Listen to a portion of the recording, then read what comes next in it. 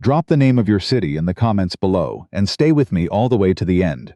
Because this one I need you to hear.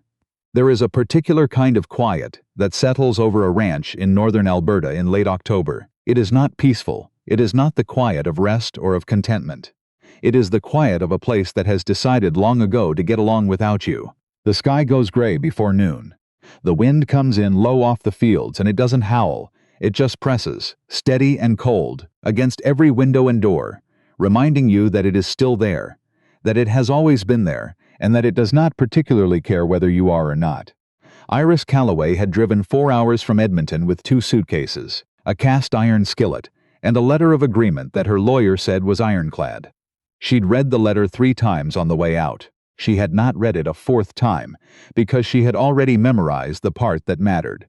She would work the land for 1 season, and at the end of it, if the arrangement did not suit either party, she could walk away with a fair settlement and no hard feelings. She didn't know, pulling off the highway onto a gravel road that went on for so long she started to wonder if she'd missed a turn, that the man she was driving toward didn't do hard feelings. He didn't do soft ones either. He just did the work, day after day, alone. His name was Grant Aldous.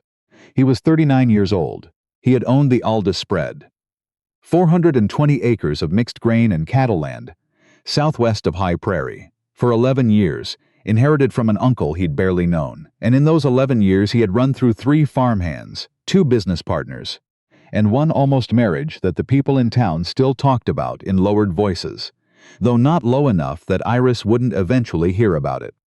She heard about it first from the woman at the feed store, 3 days after she arrived. But that comes later. The first thing Iris noticed when she pulled into the yard was that the place was clean. Not tidy, not decorated, clean in the way that things get when someone pays constant attention to the functional and ignores everything else. The fence posts were straight. The equipment was under cover. The barn door closed level. There were no flower beds, no wreath on the door, no weather vane, nothing that served any purpose other than the one it was built for. She got out of her car and stood in the yard and looked around and thought, whoever lives here has made a decision. Grant came out of the barn. He was not what she'd expected, though she couldn't have said precisely what she had expected.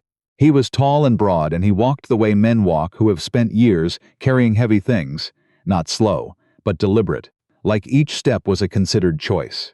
He had dark hair going gray at the temples, and a face that wasn't unfriendly so much as simply unoccupied, like a room where no one was home. He stopped a few feet from her and looked at her the way he might look at a piece of equipment he'd ordered, taking stock, checking for damage, deciding whether it would do. "Miss Calloway," he said. "Iris," she said. He didn't return the offer, he said. "You're later than I expected." She had been in the car since 6 in the morning. She said there was construction on the highway. He looked at her car. He looked at her suitcases. He said, "I'll show you the house." And that was the introduction. The house had 3 bedrooms, a kitchen with a window that faced east, and a wood stove in the living room that Grant had converted to propane at some point, though he'd left the original stove standing beside it like a monument to the decision. The walls were bare except for 1 framed photograph in the hallway, an aerial shot of the property in summer, green and gold and enormous from above. The kind of photograph that showed you what a place looked like from somewhere no one stood. Her room was clean. There were clean towels folded on the bed. There was a hook on the back of the door.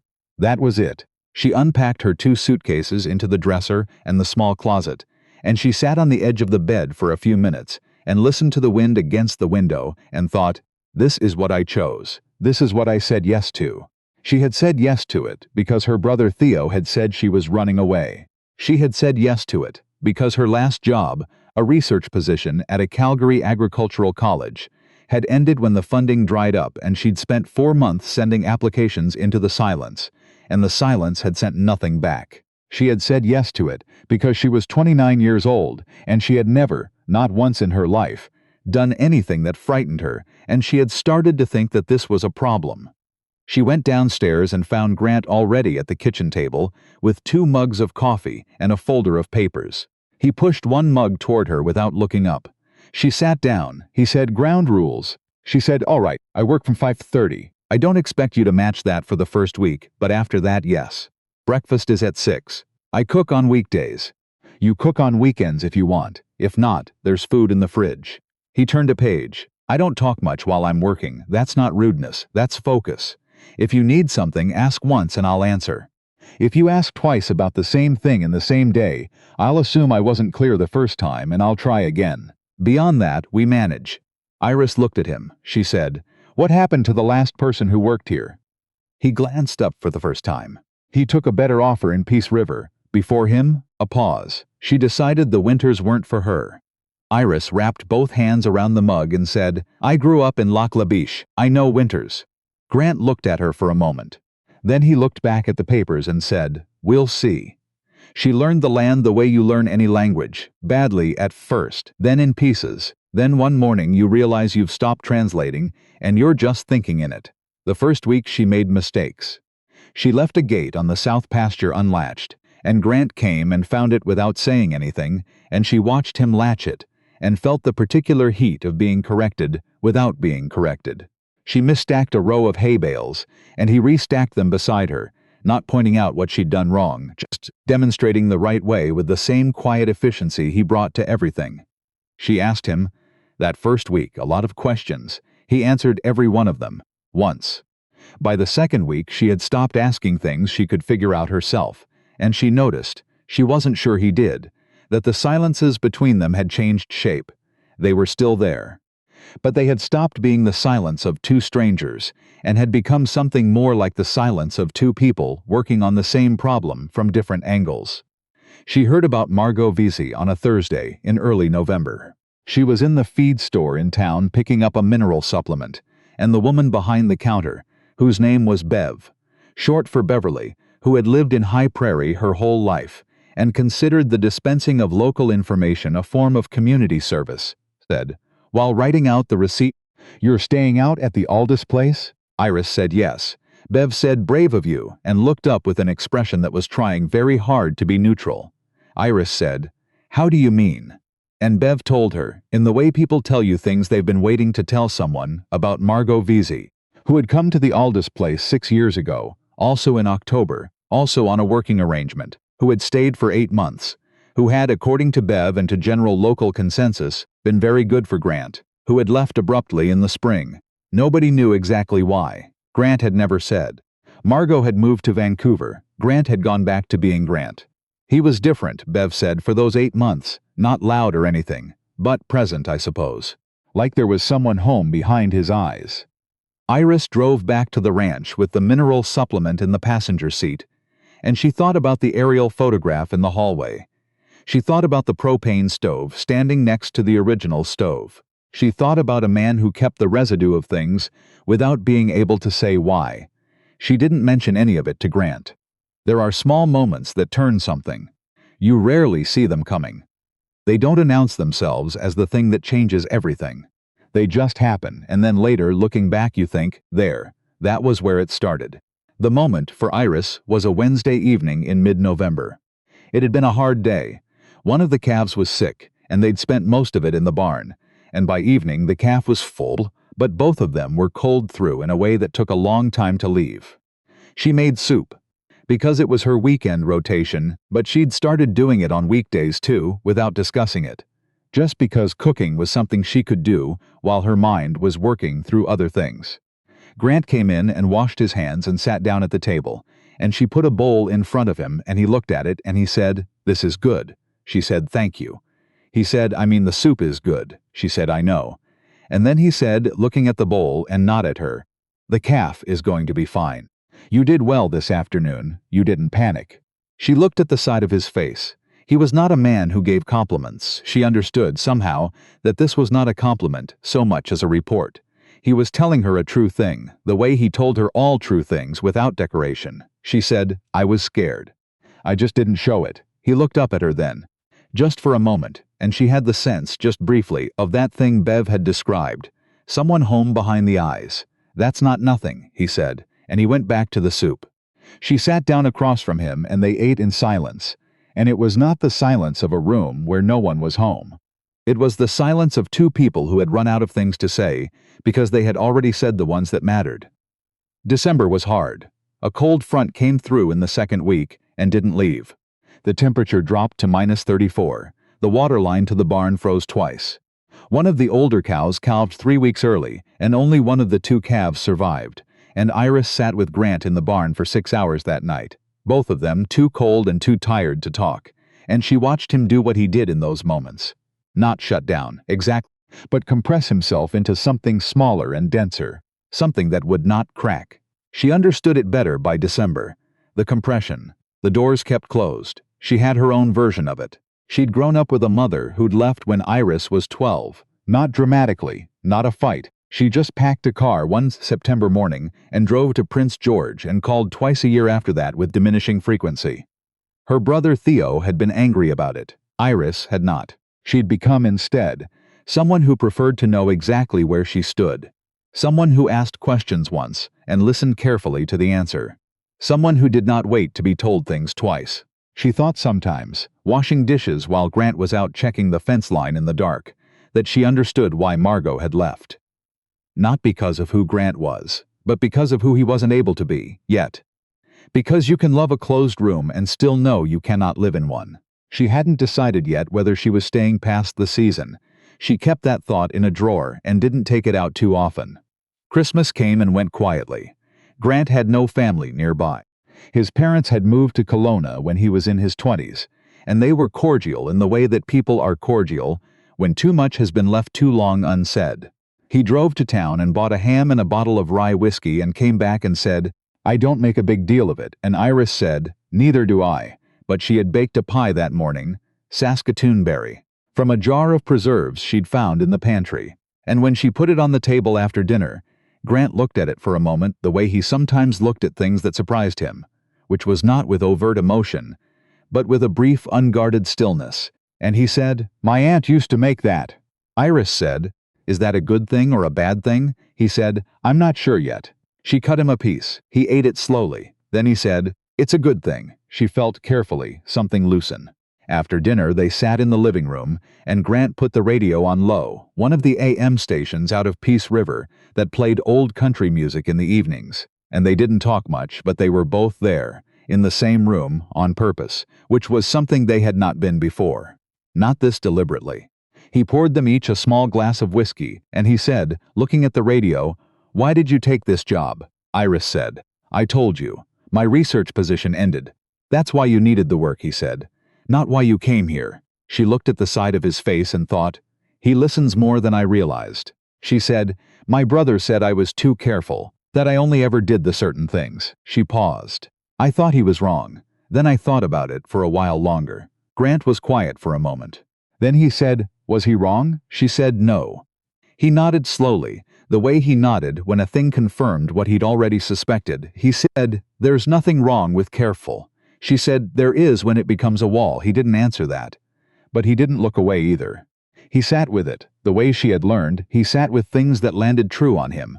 Not deflecting, not agreeing too quickly, just letting it be there.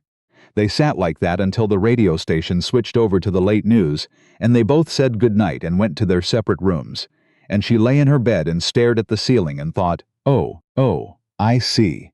The thing about walls, Iris had come to understand, was that they looked different from the inside than from the outside.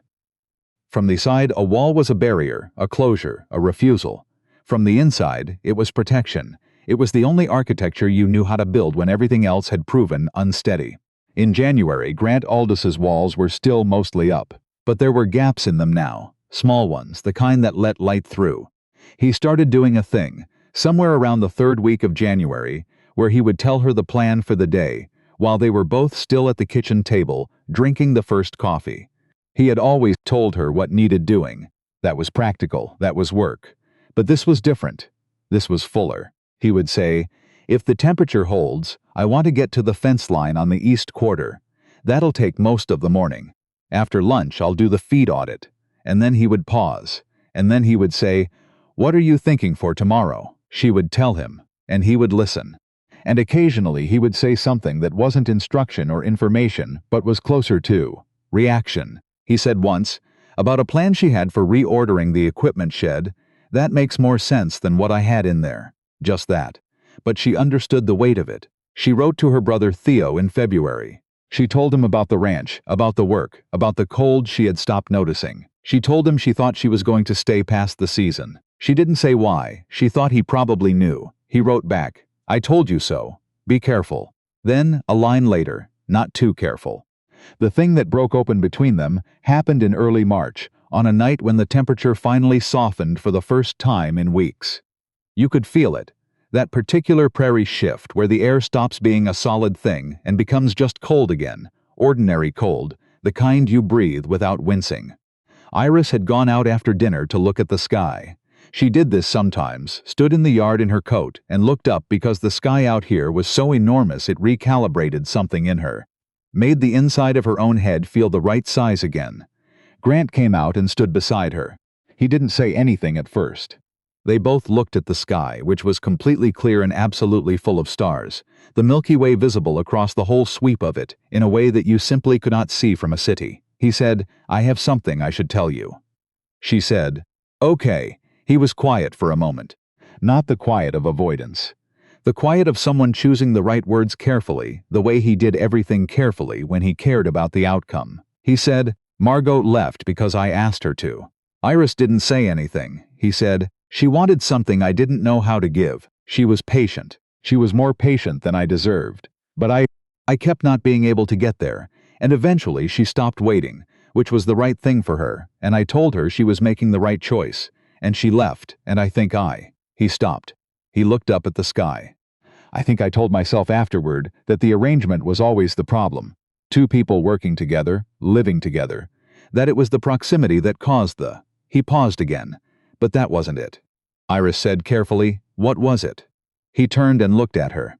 In the starlight, his face was doing something it didn't usually do. It was open. Not all the way, but open enough. He said, "I thought I would lose the ranch if I stopped paying attention to it every single hour of every single day. After my uncle died, when I first took it on, the bank was watching.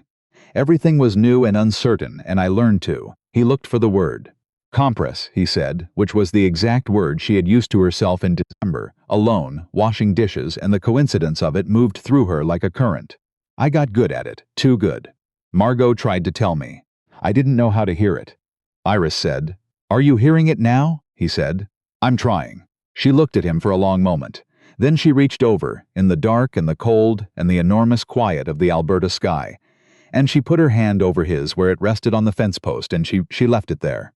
He turned his hand over under hers and held on.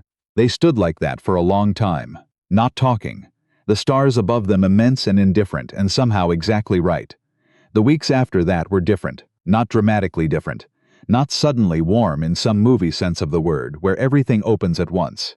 It was more like the land coming out of freeze, which happens slowly, layer by layer, the frost retreating a few centimeters at a time, invisible from above but persistent, inevitable, until one morning you step outside and the ground has give to it again. He touched her shoulder once, passing her in the kitchen, and it was not a necessary touch, which meant it was the most important kind. She started leaving her coffee cup on his side of the table, by accident in the mornings, and then not moving it, and he didn't say anything, just moved it back, but carefully, like it was something that mattered. One evening, watching the last of the winter light go orange over the south field, he stood beside her and said, "I don't want you to leave at the end of the season." She said, "I wasn't planning to." He said, "I mean, not just for the work." He was looking at the field, not at her, in the way he had of saying the hardest things to the middle distance. "I mean, I want you to stay." She turned and looked at his profile, and she thought about the letter of agreement, about the certainty she'd driven up here wanting to find, about what Theo had said about her and careful things and walls. She said, "Grant." He turned. She said, "I know. I want to stay too." He looked at her for a moment with that look she had learned by now, the look of a man receiving true information and taking a moment to make sure it was real. Then he did something she had not seen him do once in the 5 months she'd been there. He smiled, not wide, not easy. The smile of someone who had not used the muscles in a while, who was remembering how. She leaned up and kissed him, once, warm and certain, and he put his hand on the side of her face the way you touch something you are afraid of breaking. And they stood there in the last of the winter light and the cold air, and everything that had been closed between them was finally, quietly, open. In April, when the ground thawed and the light came back, and the whole enormous sky over the Aldous spread, turned that particular impossible blue that only happens in Alberta spring, Iris called her brother Theo. She told him she was staying, permanently, that the season had turned into something else. Theo said, "I knew it. You always act like I don't know you." She laughed. She was standing in the kitchen with the east-facing window open for the first time since October, and the air coming through it smelled like cold water and soil, and something starting over. Grant came in from the barn and saw her on the phone, and raised his eyebrows in a question, and she shook her head. "Nothing. It's fine." And he went to the sink and washed his hands, and then stood beside her, and listened to half of a conversation he couldn't quite follow, and when she hung up, he said, "Your brother?" she said. "He said I told you so." Grant considered this. "About what?" She looked at him, at this man who had compressed himself for 11 years into the absolute minimum of what was necessary, who was learning, slowly and seriously, and with the same deliberate attention he brought to everything, to be present in the rooms of his own life. She said, "About me not being too careful." He looked at her for a moment. Then he said, "You weren't careful enough, if anything." And his eyes were doing that thing they did now sometimes. That thing Bev from the feed store would have recognized, the particular look of someone home. She took his hand. Outside, the land that had been hard and gray all winter was softening, greening at the edges, coming back to itself the way it always did, the way everything did, given enough time and the right kind of quiet.